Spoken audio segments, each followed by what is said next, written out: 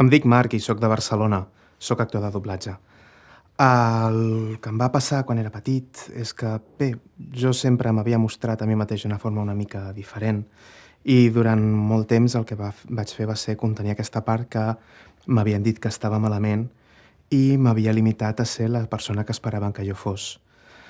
Tot això va crear unes expectatives també sobre mi mateix bastant grosses i si bé tenia o vaig acabar tenint un grup d'amics a l'institut que em permetia alliberar una miqueta d'aquesta tensió, la pressió sobre ser perfecte o sobre intentar assolir objectius que queden molt lluny seguia sent-hi. Vaig tenir la meva primera crisi d'angoixa quan tenia 14 anys. Al principi es pensaven que m'ho inventava i, de fet, la majoria de gent no hi prestava gaire atenció perquè no era una cosa molt freqüent, però recordo molt la sensació perquè s'ha anat mantenint en totes les que he tingut al llarg del temps. Això va passar també a l'institut, va passar a la universitat. A la universitat vaig sortir de l'armari i he de dir que, per una banda, va ser molt alliberador, però hi havia una part de mi que seguia estant malament perquè no sempre era la persona perfecta que aspirava a ser.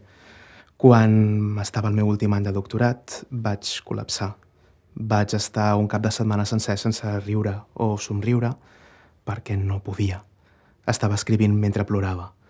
El que va acabar passant va ser que vaig demanar ajuda. El procés de recuperació va ser complicat. Vaig intentar suïcidar-me 2 vegades, però amb l'ajuda del meu equip mèdic, del meu entorn, del meu terapeuta, perquè vaig tenir la sort de tenir-ne un, vaig seguir endavant. Vaig abandonar la vida acadèmica, però vaig trobar altres passions, com pot ser el doblatge.